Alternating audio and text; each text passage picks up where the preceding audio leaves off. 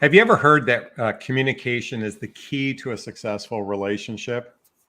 But it's rather cliche because I believe most people don't actually know how to be communicators in a relationship. I think most people have poor emotional maturity and poor relationship skills. So let me ask you, Marie, have you ever been with a man who was a poor communicator? Yes. What was that like? It was like swimming against the current. Swimming against the current. Would the riptide take you away too? Well, what was some of the frustrations? I mean, share what it felt like to be with someone who was a poor communicator, and you couldn't. Well, let me add to that.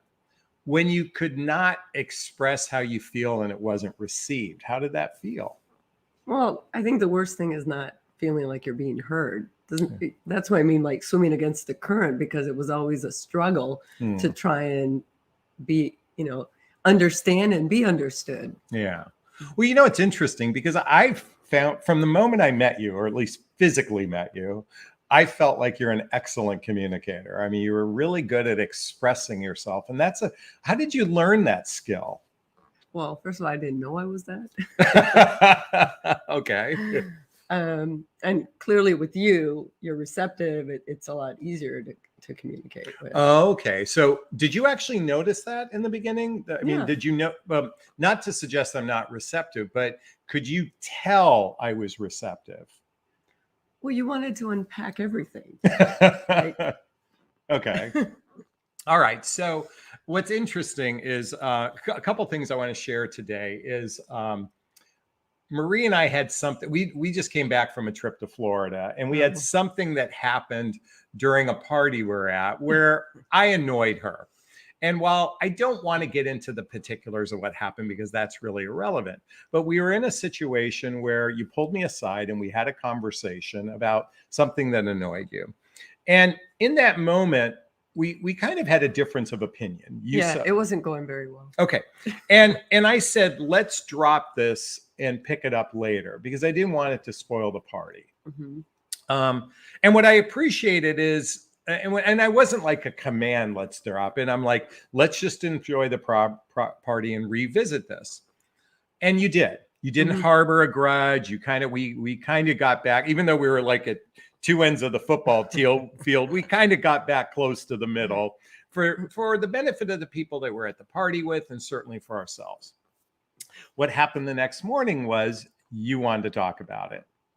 Well, we weren't going to just let that, be and sweep it under the rug. Yeah. Well, I wanted to. It wasn't a big deal. Yeah. It wasn't a big deal, but in the moment it felt like a big deal. So the next day it was for both sides of it. It's not for me and for you, because you can't just ignore that it happened. So I think two things happened by when we took a break. Was we could kind of we were at two ends of the field, so to speak. By taking a break, it allowed us to come to the center to some degree. But most importantly, what happened was I was no longer defensive about what happened, and I could actually say, okay, and you even said this, how could we resolve this as a team? You were like, you treat as like, okay, this is something that came up. How do we resolve this as a team? And so when it comes to how to tell men what you want, I'm going to talk about some examples in a moment. While we were flying back, I was actually listening to the book, Hold Me Tight by Sue Johnson. I want everybody to see this really quickly.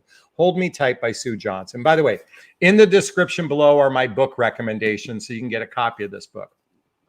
What it talked about in the book were called demon dialogues. These are conversations that create havoc in relationship.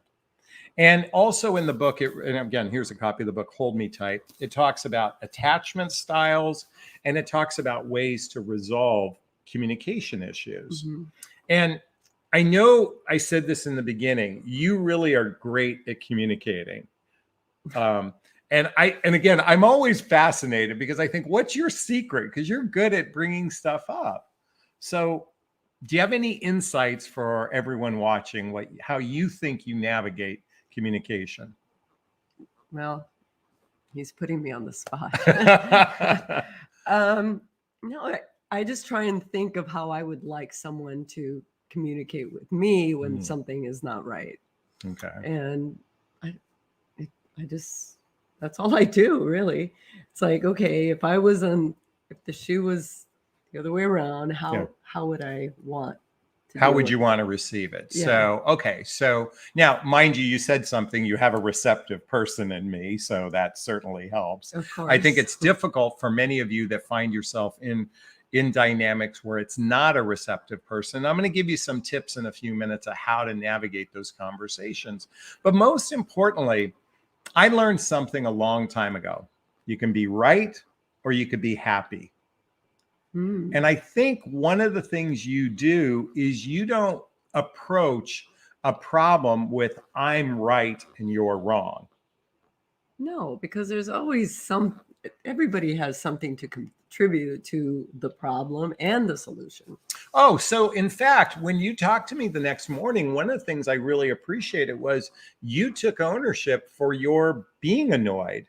Like I Mhm. really was like, whoa, you apologized to me in a way. And you almost started the conversation apologizing to me first, even though I was the one who triggered you. Oh, and what she did say though, you started by sharing something triggered me. Mm. Do you remember that? Yeah. Okay. Why do you think it's by framing it that way is important? Oh, for me, it was like just letting you know that it's not, you didn't cause this, but something you said triggered me. Okay. And Yeah. do you remember that you talked about a childhood memory or a Yeah, childhood I experience? did. Okay. So, Yeah. folks, this is really critically important right now. When you share with someone you got triggered, it's usually something from your past that's creeping in or seeping in, or that residue is coming in the moment. So it's not, in a way, you said, I felt like you said, this isn't your fault, but this is how it happened to me in the past. Hmm. And this is how I feel about that. Yep. Okay.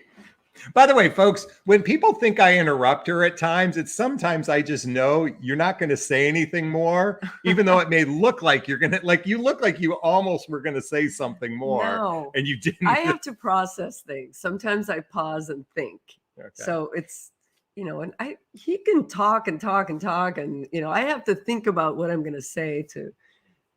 Okay, well, that's an interesting point. So think before you speak.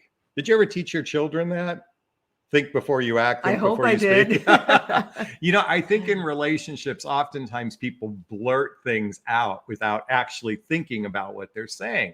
So one of the things, by taking a pause like we did, is that you telling me something? No. By taking a pause and revisiting it, but by taking a pause, we also didn't allow it to affect the party. Revisit things when you feel comfortable. So I'm going to share some tips on communication and how to improve your relationship. By the way, I found this on the internet. You can Google this, and I'm not necessarily, this isn't profound that I wrote this, but some of the tips for better communication is asking open-ended questions. So when you said, let's unpack this, because that's how you started it, you obviously, in that particular case, you wanted a yes or no answer. You said, what came up for you? Like that's an example of an open-ended question. A closed-ended question is basically typically a yes or no.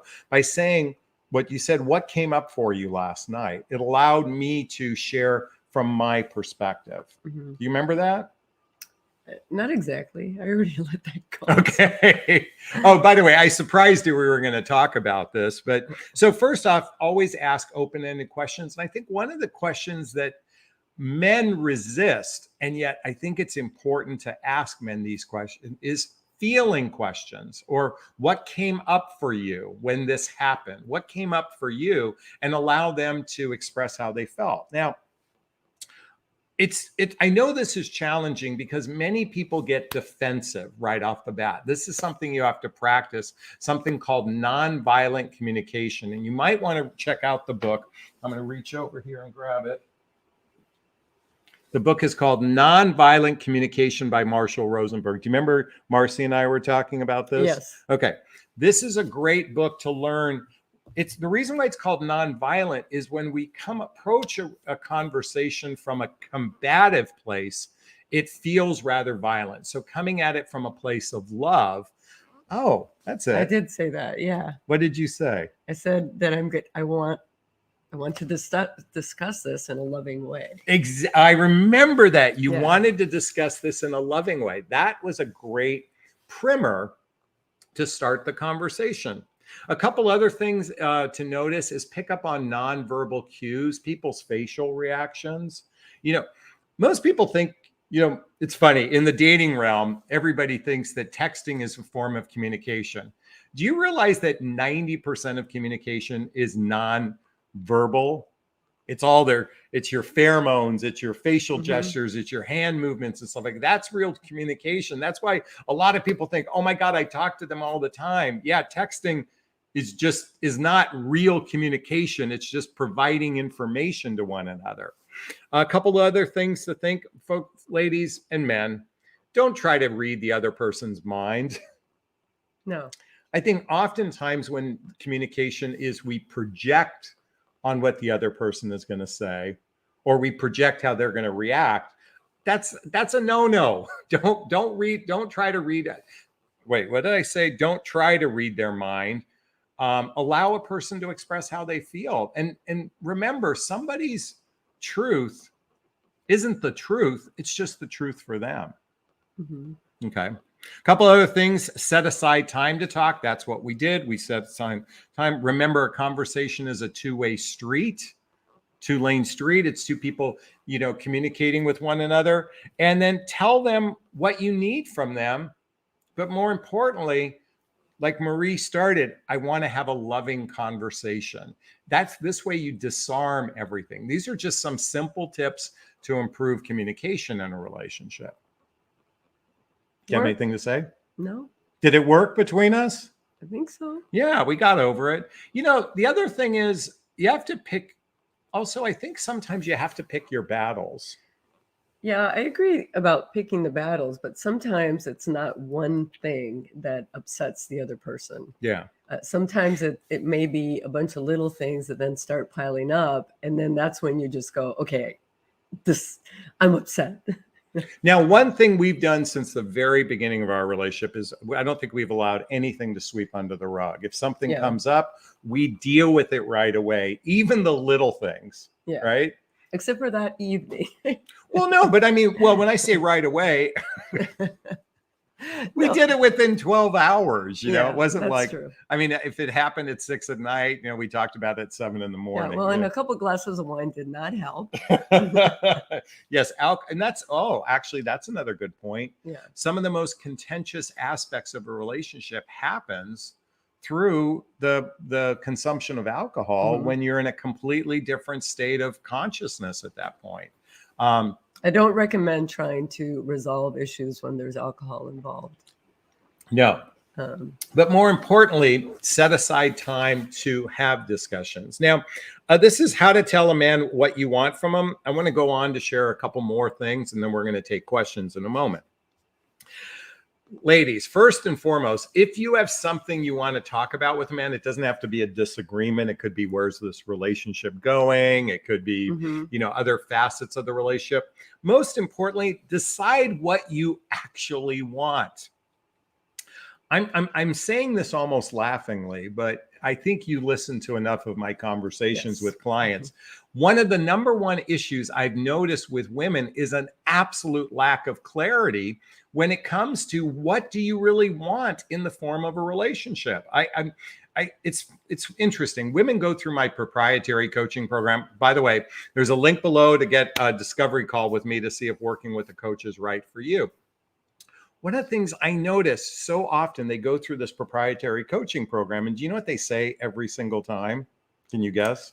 Why wasn't I taught this in school? Why was why didn't my parents teach me this? Why didn't I learn this before I married the wrong guy? One of the fundamental challenges I notice most women have is they think they know what they want, but until you actually process this in a way to get clarity for within yourself, how can you ever get what you want if you don't know what you want? My Right. song from Right. But Joe you don't Jackson. know what you want until you know.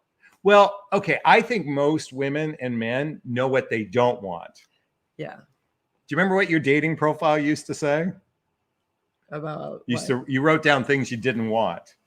Remember I told you to take it out? Oh, We no. talked about Okay. this the other No, day. I had, yeah, at the end of my profile, I had like a kind of like a disclaimer about, you know, the fish pictures, like who likes men holding a fish, you know, stuff like that. But the point is, rather than focusing or drawing attention to what you don't want, I'm here to invite you to focus on what you do want. Because if you're going to have a conversation with a man, and I had this with a client once, she said, Jonathan, I want more commitment out of the relationship I'm in. And I'm like, what does that look like for you? And she screamed it louder and louder and louder, thinking talking about it louder was actually addressing it. But if you can't articulate what you want, we men aren't mind readers, like what we talked about before. Always use positive reinforcement when you're asking for something from someone. Mhm. You know, maybe share what you appreciate about them, what you're grateful about them. You know, it's good to praise people regardless, because especially when you're, you know, and I'm sorry to interrupt you. No. It's really great to start a conversation with something positive, because then they'll probably listen better. Yeah. And so, like, you have great hair. I say that about you. By the way, ladies, for the record, I don't dye my hair. I've heard it. He doesn't. I don't dye my hair. I just, my mom and dad blessed me with hair that is just the color that it is. So I have to dye my hair every 3 weeks, and this guy, he has some grays? scattered grays here and there. So, okay. yeah. Number 3, be honest and forthright. You know, we men aren't mind readers, but more importantly, we don't know how to read through the muck. Sometimes ladies have a capacity to say in 10,000 words, and we can only hear in about 50 words. So be straightforward, be direct. If you have an issue with us, sometimes start with what the problem is and then tell us the backstory, because telling us the backstory, we've already lost you. And then we're like, what's the problem? Letting know exactly what you need, you know, to feel safe. And a couple other things: don't criticize. And more importantly, don't badger a man. This is obvious, but this is the point I want to stress most importantly. When two people engage in a relationship, you have to decide, are you a teammate with one another? Like, are you on the same team?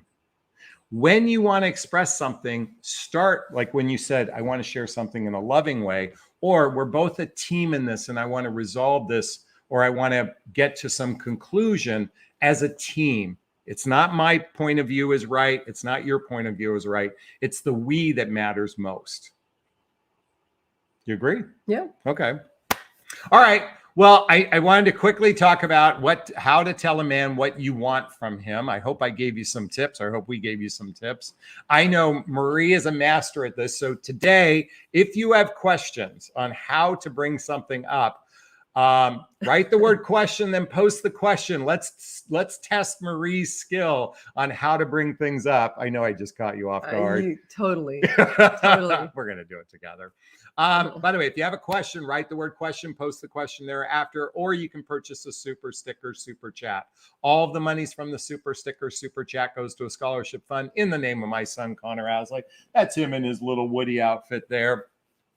He's my son who passed away almost 5 years ago. In his honor, I donate to causes like the Hoffman Process Insight Institute. And now I want to donate to your cousin Marcy's program, which is helping children who have been abandoned by their parents in Colombia, children that are terminally ill. I want to start donating to that. So if you have a question, hit that little $sign to donate. And you can post your question there. Or if you're watching the replay, hit that super thanks button. So I saw a couple questions come in earlier. So let's see what we've got here. Bear with me. Well, I know I saw something come in. Oh, here we go. Sunshine. Question. How do you let your new 3-week dating guy, 50s. No, he needs to be better dresser. Wear other clothes that don't look like so. Oh, Wears older clothes. wears older clothes. All right, honey, you're the master at this. How did you tell me? No, that I don't think it really applied. I just thought before when he told me he was a flip-flops kind of guy, that's fine. In Chicago, flip-flops in December are not going to work. So the way Wait a what minute, I wanted, but think of the client's well, question. yes, Okay. I'm getting there. Okay. I'm getting Okay. there. Okay. So with you, I just said, I think it would look much more professional if you did this, Yeah. just like your friend Max is doing. Yeah. So, but how would you, okay, but you're in a relationship with someone who isn't in front of the camera. What would you say to them if you'd like them to dress nicer? And by the way, my Well- friend Jeff had the same issue with his previous relationship. Oh, really? Yeah. Oh. She took him clothes shopping. Well, that's a good way of doing it. Or you know what? It depends on where you're going and what you're doing. Like if you're just gonna go take a walk, yeah, you can wear whatever you want. But if you are going to a nicer place and you want him to dress nicer, he probably doesn't even know how to dress, I'm guessing. Maybe that's the best way to do it. Let's say, let's go shopping. I would love to see you in this. This would look great on you. And I see think where it that's goes from there.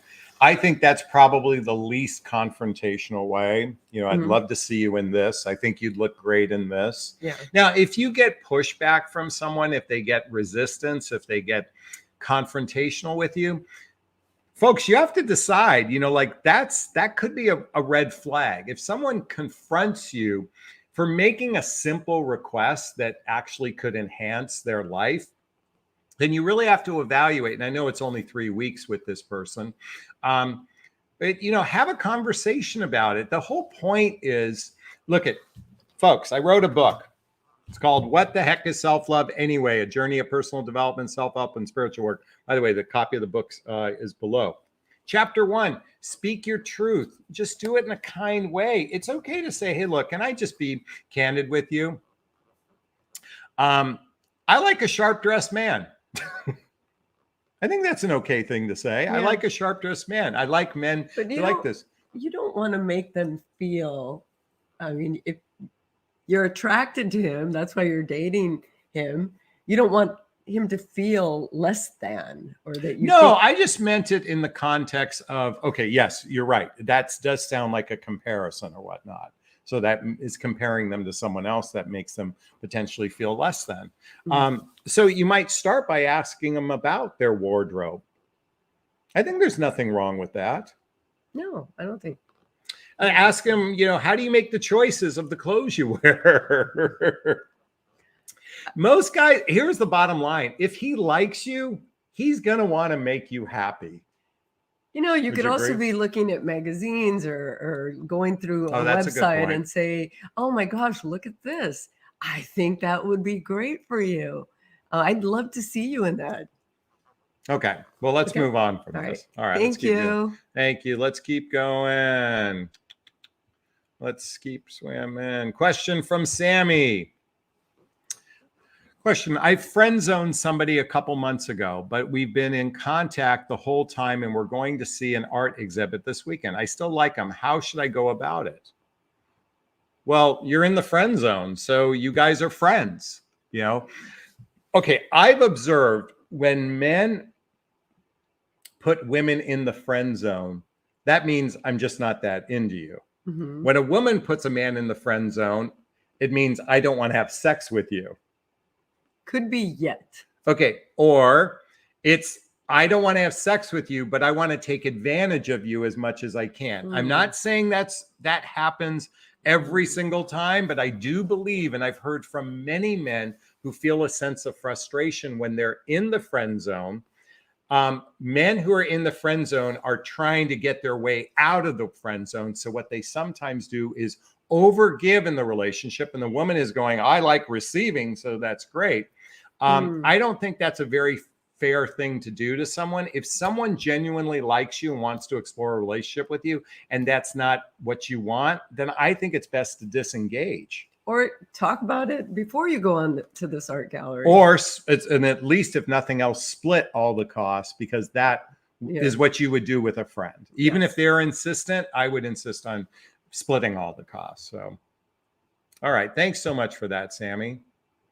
By the way, Kim Ann says, Marie, you are beautiful, unique, classy. You two are the first lady and the president on how to date. Thanks. Oh, that's sweet of you. Wow, that just made my night. Sweet. All right, let's keep going. Okay, Christian says, hello, I fell in love with my mother's spine surgeon.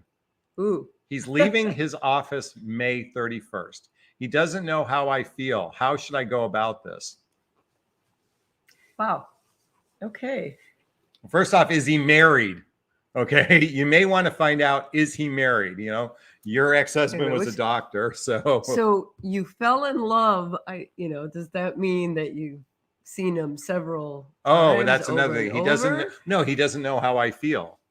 Okay. So first she wants to tell him first off, folks, I don't believe what you're experiencing is love. What I do believe is you might be experiencing lust or limerence, and limerence is extreme infatuation. So let's not put that in the category of love. To me, love is not how you might fantasize about a person. Real love is, would you wipe the vomit off their face if they're going through chemotherapy?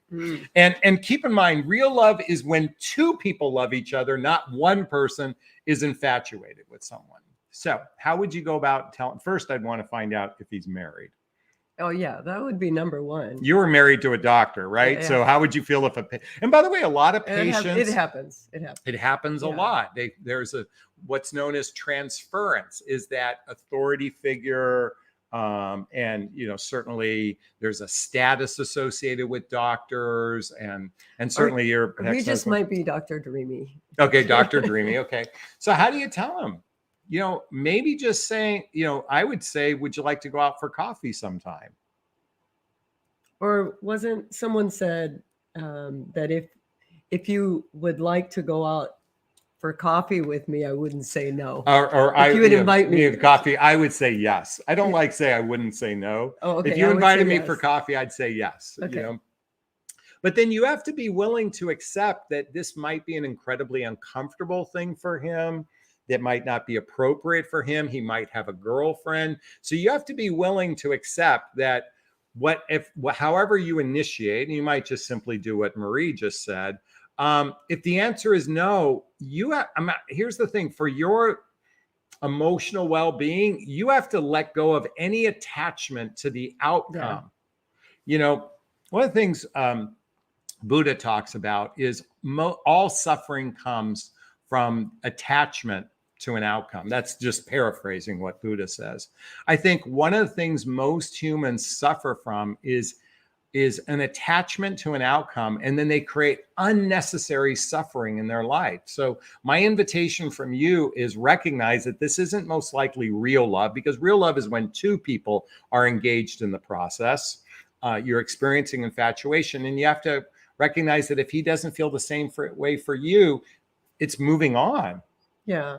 But if you said that he's leaving the practice and on the 31st. So I think she's afraid that she's going to miss her window of opportunity. Right. So go in, ask him, and see what happens.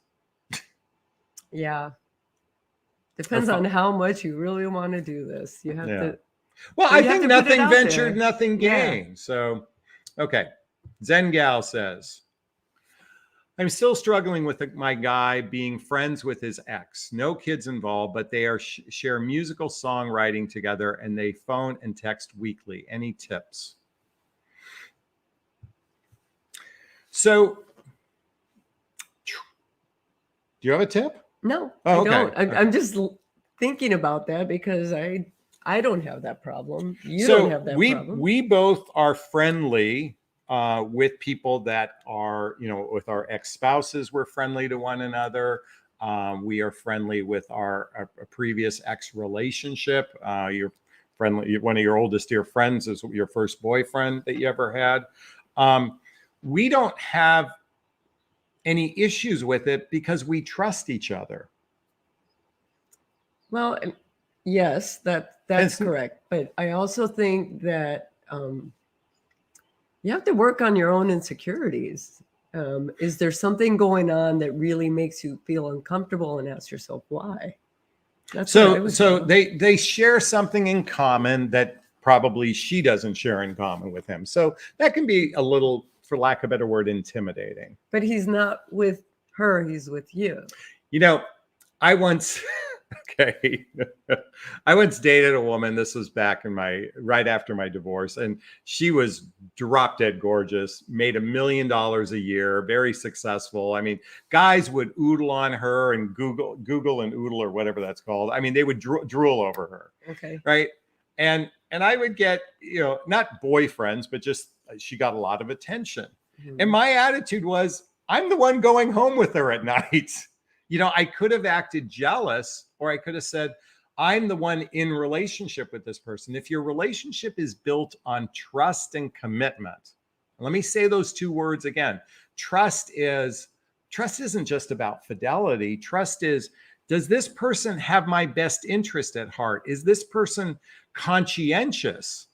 Conscientious people in relationship, they actually know how their partner is feeling. And commitment is the agreement to be exclusive with one another. Now, could something be going on between the two of them? Yeah. Emotional sex happens. But it also depends. They're business partners is what it sounds like to me. Yeah. They're creating something, and the relationship portion may not have worked, but it doesn't mean that they don't have all this stuff that they like doing together. And I know that's a tough one, but I think of role models like Demi Moore and Bruce Willis. Yeah. And there's other couples like that too, where when they have a conscious uncoupling, if they really had a conscious uncoupling, you can be friendly to someone who is an ex in your life. yeah. It doesn't necessarily always mean there's something nefarious going on. Now, with that said, there could be. But most likely there's something deficient in your relationship that may cause a person to do that. So you have to look at your relationship and say, do I have a real strong relationship with this person? Something else about that, though, if you put yourself in the other woman's position and you just think about what it must feel like when you don't have a relationship other than their musical talents, whatever. Yeah. She doesn't like feeling like she's being attacked, because she's not doing anything wrong. They just have more history. And that's the reality. You just said something else. The reality is when you begin to develop, like I have a lot of history with Sherry, she's a dear friend of mine. I mean, more like family to me, but we have a lot of history. And now it's interesting when she first started to date David, I had all this history. He had no history. Mm-hmm. Now they've been together for 6 years. Yeah. He's amassed as much history, but that's part of the relationship process, is developing history with somebody. Mm-hmm. I'm going to go off on a tangent for a second. This weekend, Marie and I were, with your family, we went to a party, but one of the nights we decided to watch a TV show called Love Prison. Oh yeah. Okay, folks, this was a show on A&E back in 2014. But why I want to talk about this, I'm going on a tangent right now, is because it was about couples who had never met before, who had been communicating anywhere from 6 months to 5 years, I believe, who had Mm-hmm. never met. And the premise of the show is they give you an opportunity to meet, and you're stuck on a tiny little island with a house, and you have to be in the house for 23 hours, and there's cameras everywhere. For 7 days. For 7 days. 7 days. These are people that fell madly in love with each other, only to find out that they couldn't stand each other, was the average couple, or at least the few that we watched. Why I'm bringing this up is, relationships happen through the doing of social activities, hobbies, mutual interests, spending time with family and friends. Relationships are built through the integration of each other's lives. Today, most people are passively dating without any intentionality. So coming back to our topic, how to tell man what you want, I think it's critically important to start with your intentions of why are you approaching the relationship together? What's the intention with this? And if the man doesn't do it, it's incumbent upon you to do it. You have something to say? No, I'm Okay. just listening. Well, sometimes I don't know if you're about to say something. That's why everybody thinks I'll give you a tap you're going on to the tap knee. on the knee. Okay. Anyways, I went off on a tangent on the show Love Prison. All right, let's keep going here. Question from Sammy again. Oh, she already gave us that question. All right, let's keep going. Oh, Genie, one of the members from our group, Midlife Love Mastery. There's a link below to join the group. Question: why do some men on dating sites say how honest and will always be honest, then ghost you? Like, to me, when a man, wait, that's a man with no testicles, not a real man. So We've all dealt with that. yeah. And, and I've dealt with women who have flaked on me. I've had women that ghosted me, or didn't return a phone call. In the early stage of dating, remember I talked about a moment ago, history? Mm-hmm. When you haven't developed enough history with someone, you're oftentimes going to be treated poorly. This wasn't an issue of honesty. This was because he didn't have to tell you what he was thinking. If he misrepresented what he was thinking, that's being dishonest. What he did was ghost. Okay. That's not dishonesty. That's just a lack of character. But then, okay. So, okay. Maybe he was being honest in that moment. By not calling? No, honest and talking when they met. Well, no, they said on the dating app. Oh, on the dating app. Yeah. So if you never met in person, no. But no, they met in person. All right. Oh, it doesn't. We don't know if it doesn't have. But in that moment, he may have thought that, and then he met somebody else, and that's why he ghosted you. Now, I would have preferred a phone call, a text saying, I met someone, I want to see where it goes. That I would use that. I think first and foremost, you have to decide how much has been invested between two people. Mm-hmm. If it's a few text message exchange, you don't hear from someone, that is just called the dating marketplace. Okay. That's very common. And I don't believe you're required to tell someone, hey, listen, let me just call you to tell you I'm not going to ask you out on a date. I don't think you're required to do that for someone you're just texting. Let's say you have a first date with someone, and after the date, they say, I'd love to see you again. And then they ghost you. Okay, that's bad behavior. Yeah. But that's par for the course too. Sometimes men prefer to say, I'd love to talk to you again with no intention, because it's very uncomfortable to tell someone, I really don't want to see you again. Although you were good at doing that. Well, because I just don't like letting somebody think that there's something that's going to happen and it's not going to happen. And I'm very clear that, I either friend zoned them or they were just people I didn't. But you were unafraid to say that during the date. At the end of the day. At the end of the day. Yeah. Okay. And sometimes, I am guilty of saying, oh, it'd be great to connect again. But what I always did was I never ghosted them. I just did hey, you know what? I thought about it when I got home and I changed my mind. I mean, it wasn't that kind of message, but I'm giving you the cliff note of what the gist of it was. I did always in a kind, loving way. What I would always say is, Bill, I really appreciated meeting you. And it's usually a meet and greet. It's not really a date anyway. Yeah. I just don't think that our lives, we're just not a good match. And but the problem with that though is then they start going, why? No. You don't know my life yet. No. I mean, I like you as a friend. I mean, we can be Facebook friends. But I'm not. It's hard to tell. I had a woman tell me right on a date. She goes, look, I don't have chemistry, but I'd like to be friends with you. And that hurt, Well, because I had attraction to me for her. Too. Huh? Have you? Yeah. Yeah.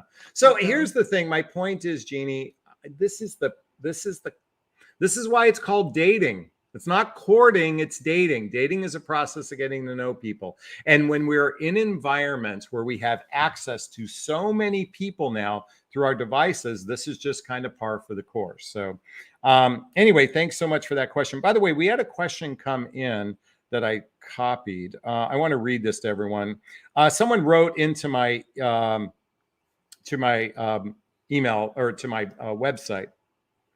Jonathan, I'm enjoying your videos. I'm 53 in a relationship of nearly 1.5 years.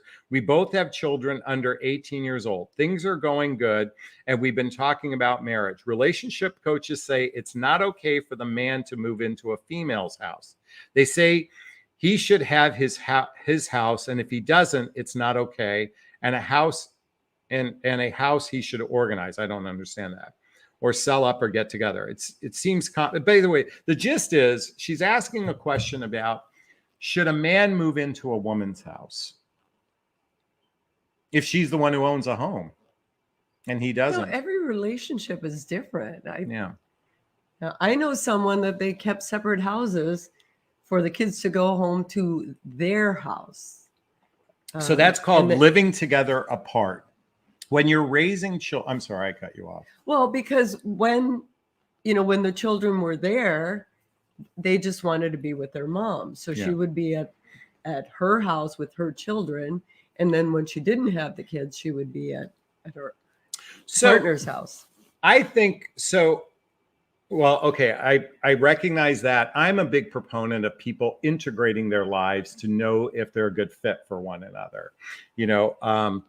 I think the TV show Brady Bunch ruined it for everybody because they made it seem so easy. You could integrate one family and another family. I mean, of course, when you have a maid like Alice doing all the grunt work, Carol had it easy. Okay, so there are plenty of couples that have separate residencies while they're raising their children.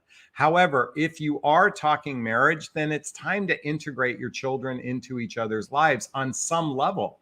Bennett and Stephanie did that, early on. This is a dear friends of ours who, when they met, they had their children were just about not quite teenagers yet, like 9 or 10 or 11. And they integrated they met on the soccer field, Bennett and Stephanie met on the soccer field where their children played. So their children knew each other. Mm-hmm. They were friends with one another. So they were able to integrate their lives. That's part of the process. If you want a significant relationship, you have to integrate. Doesn't mean you have to move in together while the children are young. But I don't think it's an issue for a man to move into a woman's home, a woman to move in the hands of, if that's what you agree. Okay. So thanks so much. Oh, wow. We got tons of questions. Question. If you meet someone from an online date and they look totally different in person, what do you say to them? That is quite common. What do you say, sweetheart? I had a hard time saying things. Can I jump except in? at the end of I said to myself, okay, 1 cup of coffee or 1 glass of wine isn't going to kill me. So I'm going to do that. And I'm not one to say it. I know men, I have some friends that will tell them, why do you do that? You don't look like your pictures. They're all I know photoshopped females say that to men say that to women. Yeah. There's a meme out there that says, if we're meeting and you don't look like your pictures, you have to buy me enough drinks so you begin to look like your pictures. That's what a meme says. Okay, I've been, catfished, if you will. They look nothing like their pictures. Here's the problem, and you and I've talked about this. Oftentimes you see their best photograph and you see all these other photographs are lame, and you think, if they just look like that photograph, you might like them. Well, no, you look at all their pictures, and I know I did it. Yeah. And I'm like, oh, that one, fish, no fish. And then it's like, oh, this is what he probably looks like, which is not never turns out. Never. By the turns way, out. You're only as attractive as your worst photograph, is what someone once said to me. It's not my quote. You're only as attractive as the worst photograph. Well, I had a friend that said, put bad pictures up, then they'll be pleasantly surprised. Oh, okay. But I didn't do that. Yeah, a lot of guys Photoshop their pictures. That's a joke. All right. Question. How long do you give yourself to be physically attracted to a guy? I adore him and love his personality, can talk for hours and have common values, blendable lifestyles, play, flirty. So there's a saying, men fall in love with their eyes and women fall in love through their ears. What about me? I You stumped me. Well, did you fall in love? Okay. Well, you said I think you feel like I'm attractive enough. You're attracted to me, but it wasn't that. It was my heart that made you fall in love with me. So here's the thing. I've interviewed thousands of women who are in happy relationships, and nearly 1/3 of them have told me, and I quote, I wasn't attracted to my guy on the first, second, or third date. And yet something changed.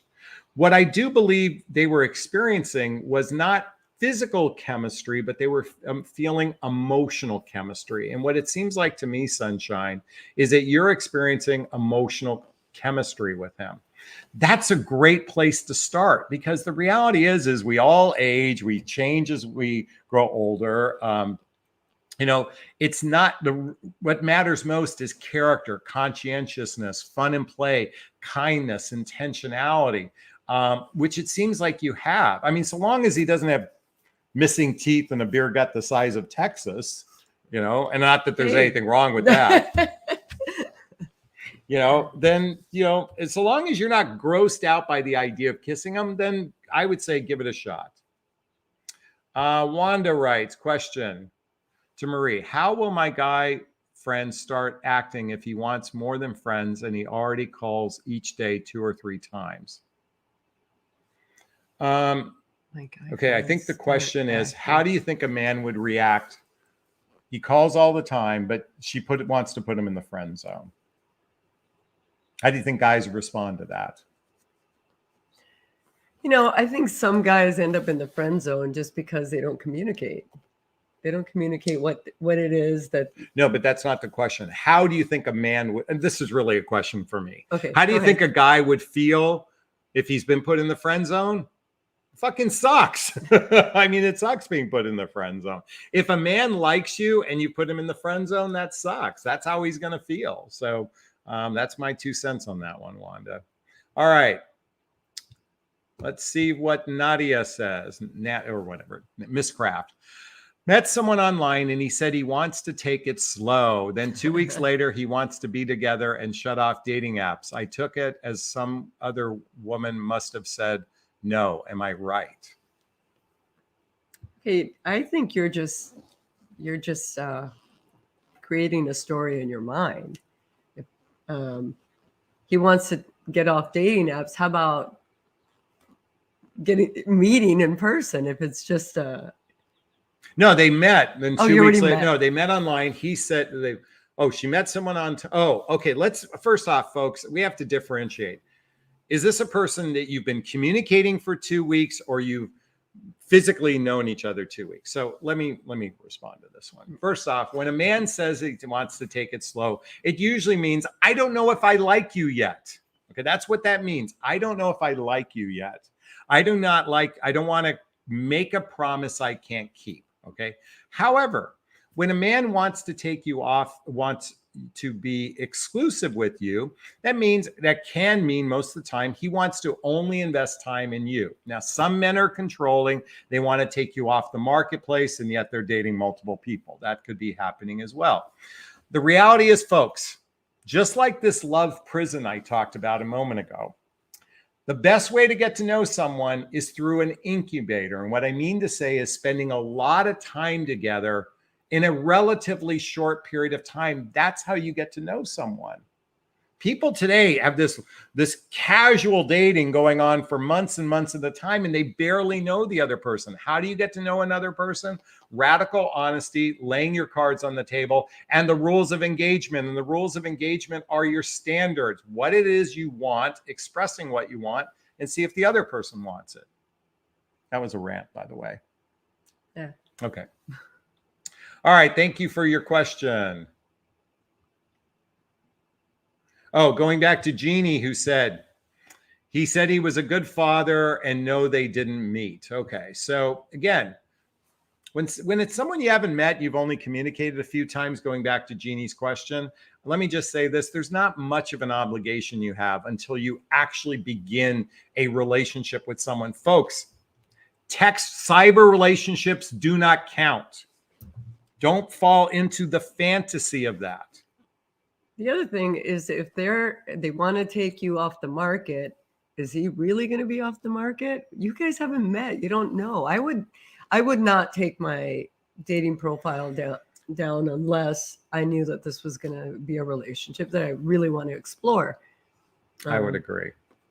All right, let's keep going. JJ Tran said, question. Saw a guy 3 times from a dating app. He is leaving for work for 5 months to another country, and he wants to start a relationship with me. How should I continue with him? Oh. All right. Would you date, okay, someone you just met, you liked him, and he goes, I'm going to be gone for 5 months. I would not. You wouldn't be, okay. I would still stay in communication if he wants to, but it wouldn't be an exclusive thing. I'm not, my son. Okay. My son met this girl right before he went to spend 3 months. Well, he spent 6 months total, but he came home in between, and now they're dating. You know, they met her before he left. You know, he still was going to go ahead with this trip, and then. But she was okay. I think what Marie is saying is, you can certainly be in communication. I wouldn't be exclusive with this person. I would still be actively dating. And I also would be careful of incessant communication. Yeah. And that's a dangerous thing. You don't want to mislead somebody either. Yeah, because you can meet someone while you know, like he's off to wherever he is. You meet someone. I would avoid excessive communication or incessant communication, which oftentimes happens with people. They bond. It's kind of like that Love Island, you know, that couple. They had 6 months. They talked to each other 10 times a day in 6 months. And then the minute they met, she couldn't stand his personality in real life. You know, you really don't know someone until you've actually spent a lot of time with them. Yeah. So anyway, that's my 2 cents on that one. Genie says, true Brady Bunch set up fantasies. Exactly. Yes. All right, let's keep going. By the way, folks, you can purchase a super sticker, super chat. I'd love to donate some money to that, to Marcy's cause of Colombian kids who have been abandoned. It's called Seeds of Love. Seeds of Love.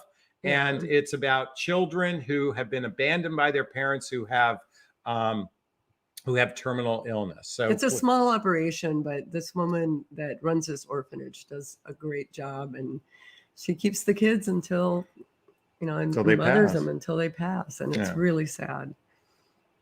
Kathy says, I love Jonathan's rants are good advice. Thanks so much. Nanny says, I'm widowed 18 months and really craving a companion. How do I approach dating app profile questions? Ready for what exactly? So, you know, it's interesting. I know a lot of widowers that actually spend time with other widowers. There are widower organizations. There are widower meetup groups where you can actually connect with other widowers, okay? Number one, I know a lot of people who live in over 55 communities that are widowed, that they connect with people. So here's the thing.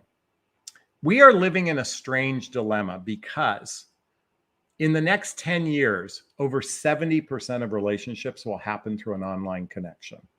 Mm-hmm. That's scary. I think we need to be meeting people in real life way more especially if you're in your 50s, if you're in your mid 50s and older. I'm a big proponent of joining organizations or spend time. A lot of people go to 55 and over communities so they can actually have a circle of friends. And guess what? There are a lot of men there in over 55 communities. Oh, wait, you lived in an assisted living facility. It was. I called it an assisted living. It was for a community for over 55. Actually, not a community. It was just an apartment complex. But it was the location that I went for, and I was only there a few months. But we called it the assisted living facility. All right, let's keep going here. We read that one. We read that one. Wow. But you know what? If we don't have any more questions, Jeannie says, you're so funny, Jonathan. Thank you so much. JJ says, thank you so much, Jonathan and Marie. We really appreciate it. Super Sun or Sunshine says, "Hi, would love to super chat donation, but no clue." Folks, in the chat box, there's a little $sign. Click that little $sign. You can purchase a super sticker, super chat to donate. Okay. Question. Oh, wait. Nana says, oops, let me do this again. Age 65, but don't really fit and really fit and attractive. That is great that you're fit and attractive at age 65. Okay, so coming back to online dating. The challenge with online dating, it is an opportunity to meet people. I would certainly join organizations like Silver Singles or Our Time, which is caters to an older demographic or an over 50 demographic for one. The dating apps themselves, I think, there's a danger of what we have is called the paradox of choice. And that is the habitual swiping. Just creates an addictive nature. And what's interesting is women tend to only swipe on 5% of profiles, whereas men swipe on 60% of profiles. Why do you think that is? Well, I don't know, but I was at the airport one time and there were a couple guys there and I look over and they're both on Bumble. Yeah. And one of the guys was just doing that, he was swiping he was swiping on everyone. And then they laugh at each other. The other guy's like, "What the hell are you doing?" And he says, "You know what? It's a lot easier this way. Then, if I don't like them when we match, then, I don't have to respond." Well, I think women's criteria for who they consider are a lot more stringent than men. However, men, sadly, their criteria is, would I have sex with them? There's a deeper criteria for men who will have their relationship with them. So there's a misnomer about that. By the way, I want to thank Hilda for the $1.99 super sticker. So folks, just for the record, when Marie and I met, we met a year ago this Friday. Yes. Our anniversary. Yeah. Okay. Now, when I flew in, it was not a date. We were just meeting each other as two friends. When I landed and I was taxiing in, I opened my phone and I had a notification from Bumble. Now, I happen to have within Bumble, I had people that had swiped on me. I paid the extra money, right, so I could know who had already swiped on me.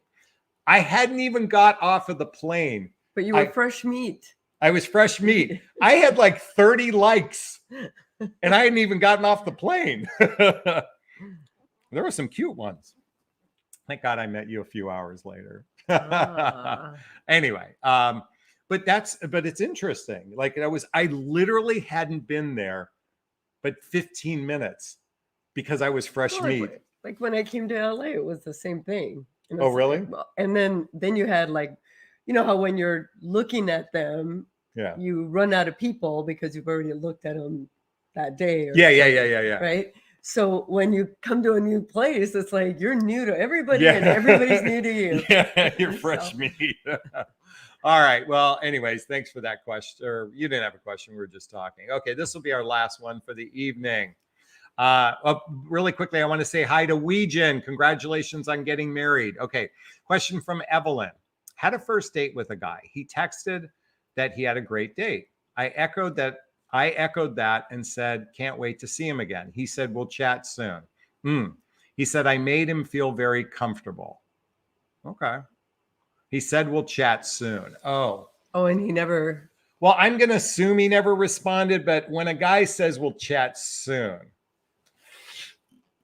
that is kind of a passive way. Well, the thing is, I've had a lot of great first dates, but when I got home, I reflect. When I say great first dates, let me retract that. I've had good dates. Okay, I had a good time. I enjoyed myself. However, when I got home, I reflected upon it, and I'm like, it just didn't still feel like the one. I think sometimes, like with you, folks, I want to say something. I know I've dated what feels like thousands of women before I met you, and that's not the number. I'm making it up. Sometimes when you feel a connection with someone that you really do want to explore with, it's an intangible. You can't put your finger on it. We both said it was timing that worked for us. Yeah.